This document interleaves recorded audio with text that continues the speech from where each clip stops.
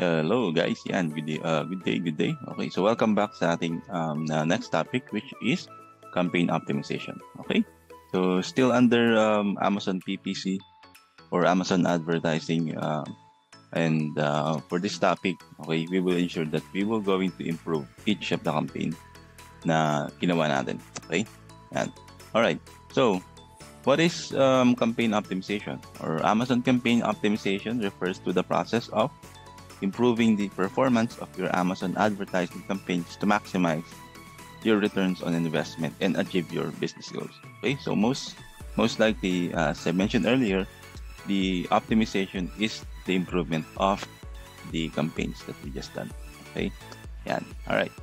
Okay, so let's check what are the types or what are the strategies that you can do during the campaign optimization. So first of all, nandiyan si harvesting of keywords. Okay, so harvesting of keywords refer to the process of identifying and extracting relevant keywords from the search term report. Okay, so ito yung harvesting na gagawin natin is kunin natin yung mga performing keywords, okay, sa search term reports na ipapakita ko sa inyo later on. Okay, and then ihiwalay natin sila ng campaign. Okay, so this is a sample of a search term report. Okay, as you can see, ang kanyang portfolio name is Stacking Cups. Okay, which means ito yung kanyang product. Okay, so this is coming from a auto campaign. So, di ba, previously we talked about the auto campaign, especially when this is a brand new product. So, we need natin sila i-run kahit at least 2 weeks. Okay, at least 2 weeks para may makuha pa tayong data. Okay, yan. Alright. So, ito nga, parang, ito nila namin to like parang 2 months. Okay. So, first of all, okay, ang gagawin natin is, isosort natin siya. Sort natin ang total sales. Okay, we have to make sure na D2A siya. Okay, so, in this case, nakasort na siya. D2A. So, para makita natin kung ano yung mga keywords na performing. Okay, so, let's say, hide muna natin to. Hindi. So, hide muna natin. Okay. Alright, para makita natin agad yung search term. Okay. So, as you can see, ito yung mga search term or keywords na nagpa-perform, which means na dito sa mga keywords na to is nakakabenta ang ating product. Okay? So, based dun sa ating optimization, first of all is harvesting. Okay, i-harvest natin yung keywords. So, ang gagawin natin dito guys is kunin natin tong mga performing keywords. Yan. You can see. Kunin natin yan. Then, ang gagawin natin is pupunta tayo ng campaign manager. Let's say, Stacking Cups. So, from auto campaign, gagawin natin siyang manual, keyword, exact. And then, we'll do the 30% ACOS. Okay? So, let's say nandito ang ating product na Stacking Cups. And then, we're going to do select manual targeting and then keywords targeting. Okay? Enter the list. Okay? Ang gagawin natin is target natin siya ng exact. Kung ano yung mga performing keywords. Okay? So, hihiwalay na natin siya ng campaign. So, lalagyan natin dito yung list ng keywords. Pero tanggalin natin yung mga asins. So, make sure na keywords lang siya. Okay? And then add keywords. Okay? And then, ano yung magiging bidding strategy natin dito? As you can see, pwede nating pag-aralan or check yung cost per click natin.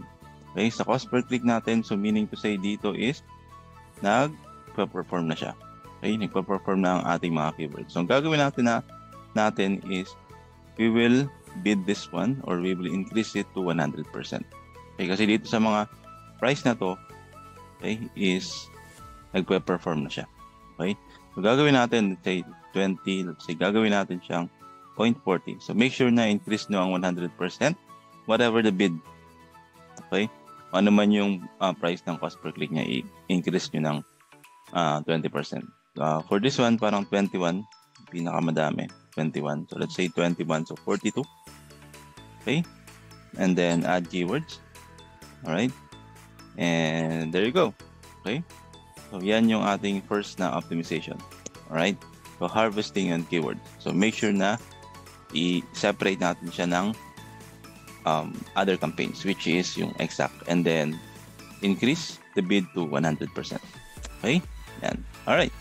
So, going back to the next strategy, we also have the negation of keywords. So negation of keywords naman refers to the process of excluding specific keywords or search term from your campaigns.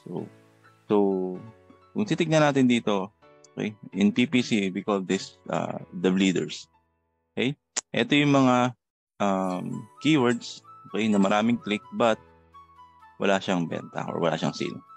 So kung papansinin nyo, or kung papansinin natin, ito yung ginastos ni client natin. Okay? Yan yung price na ginastos niya dito sa mga keywords na to. Pero hindi siya nakabenta. 29.41. Zero ang sales. So wala siyang return of investment. So ang gagawin natin dito sa part na to, okay, yung part na to is i-negate natin siya. So exclude natin siya dun sa ating campaign. Right? So para hindi lumabas dun sa ating, or hindi tayo lumabas dun sa search page result kapag ito yung mga tinype. Which means kasi hindi nga tayo nakakabenta dito sa mga search term or sa keyword na to. Okay, so kukunin lang natin siya. Okay. Kunin natin. And then, oops. Yun, so natin isama yung ASIN. Yan. Okay. Then, babalik tayo sa ating advertising console. Then, punta tayo sa negation. Okay. So, negation dito is we have two types. We have the negative exact and the negative negative exact and negative phrase. Okay, so negative exact. So this means that your ad will not show for a search term that exactly matches the keyword or phrase you have added as a negative exact match keyword. So negative exact para nun siyang exact match. Dito lang is negative. Okay, we also have the negative phrase match. Okay, so medyo critical to sa negative phrase match. So, kasi kailangan in order, di ba? Pagdating sa phrase match, dapat in order yung ating keywords. So, ang gagawin natin is, let's move on to more likely sa exact match. Negative exact match. Okay? Negative exact match, kunin natin to, or lagay natin dito yung mga keywords na bleeder. Then, let's add natin sa keyword. And there you go. Okay? So, dito, hindi na lalabas ng ating ad dun sa search. Okay? Yan. And then, again, fixed bid. And then, whatever the placement or the budget you can. And then, for the end date, okay, you can set this for 1-2 months or depende sa ating client. And then, daily budget also depends on the client. Okay? Once we're done with this, we can launch the campaign. Okay? Yan. And technically, maghihintay lang ulit tayo ng, let's say, 2 weeks or 3 weeks para ma-check yung optimization na ginawa natin. Okay? So, that's how you optimize ang ating campaign. Okay? Other things sa optimization is, as you can see here, okay? So, babasahin natin itong search term report. Okay? So, titingin tayo dito. So, in case na, during the time na mas mataas ang ating spend, okay? Mas mataas ang ating spend sa total sale. Alright? So, ang gagawin nating optimization doon is, bababa lang natin ang ating cost per click or ang ating bid within 50%. Okay? So, pag mataas ang spend sa sale, okay, please lower down your bid to 50%. Alright? There you go. Okay. So that's how you do the campaign optimization. Alright? So, if you do have any question, okay, just park it, write it down, and then I'll see you on the live session. Alright? Thank you and have a great day.